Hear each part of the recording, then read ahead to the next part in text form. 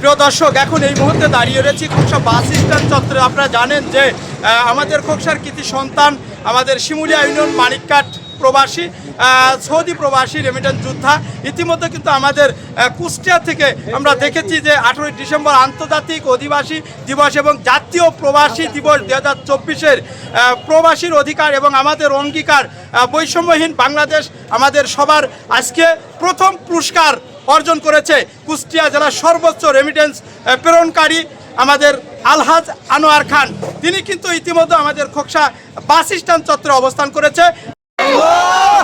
আনোয়ার ভাইয়ের স্বাগতম, স্বাগতম রেমিটেন্সের পক্ষ থেকে শুভেচ্ছা, রেমিটেন্স যোদ্ধার ভাই দিকে এদিকে শুভেচ্ছা, ইসলামী আন্দোলনের পক্ষ থেকে শুভেচ্ছা। তাকবীর, নারে তাকবীর, আল্লাহু আকবার। রেমিটেন্স যোদ্ধার পক্ষ থেকে শুভেচ্ছা, ইসলামী আন্দোলনের পক্ষ থেকে শুভেচ্ছা, ইসলামী যুব আন্দোলনের পক্ষ থেকে শুভেচ্ছা। নারে তাকবীর, খোকসাবাসীর পক্ষ থেকে শুভেচ্ছা, আনোয়ার ভাইয়ের আগমন, শুভেচ্ছা, স্বাগতম, আনোয়ার ভাইয়ের আগমন, শুভেচ্ছা, স্বাগতম। নারে তাকবীর। আউযু বিল্লাহি মিনাশ শাইতানির রাজিম। বিসমিল্লাহির রহমানির রহিম। আসসালামু আলাইকুম ওয়া রাহমাতুল্লাহি ওয়া বারাকাতুহু। আসলে রেমিটেন্স যোদ্ধা অভিভাবক, একটু জোরে করে বলবেন। আসলে রেমিটেন্স যোদ্ধা হলো একটা প্রবাসী, যখন প্রবাসে যে রক্তের বিনিময়ে এই দেশে টাকা অর্জিত ইনকামের টাকা যখন এই দেশে পাঠায় মানুষের, এই দেশের ভাগ্য পরিবর্তন করার জন্য এবং অর্থনীতির পরিবর্তনের জন্য রেমিটেন্স পাঠানো হয় এই দেশে, জানেন আপনারা।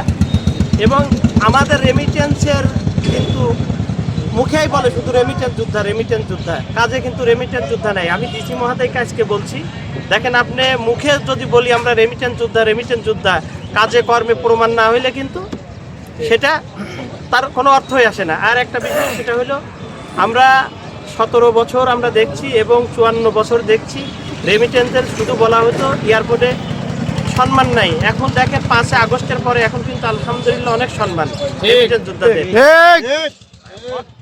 সব দিক থেকে। এবং আজকে কুষ্টিয়া ডিস্ট্রিক্টের রেমিটেন্স যোদ্ধায় আমি পুরস্কারে প্রথম হয়েছি। এটা আল্লাহর প্রতি শুকরিয়া, আলহামদুলিল্লাহ। আল্লাহর শুকরিয়া ছাড়া সম্ভব না এটা। আচ্ছা, এইবার দিয়ে কয়বার আপনি রেমিটেন্সের প্রথম পুরস্কার পেয়েছেন? না, এটাই প্রথম, আগে তার এরকম হয় না, এই প্রথম পুরস্কার। এখন থেকে ইনশাআল্লাহ হয়তো শুরু হবে।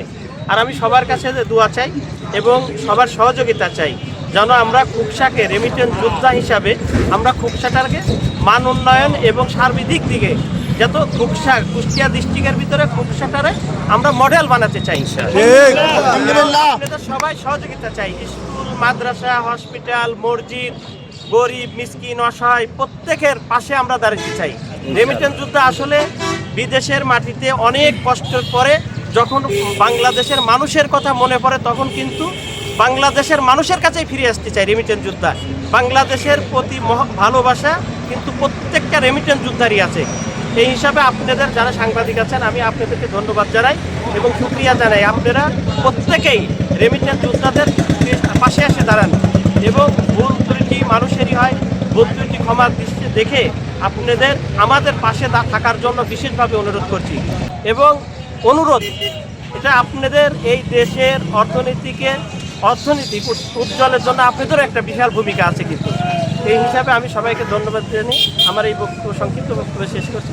আসসালামু আলাইকুম ওয়া রাহমাতুল্লাহি ওয়া বারাকাতুহু। খোকসা বাস স্ট্যান্ড চত্বর থেকে মোহাম্মদ হাফিজুল ইসলাম বকুল, বিটিভি নিউজ, খোকসা, কুষ্টিয়া।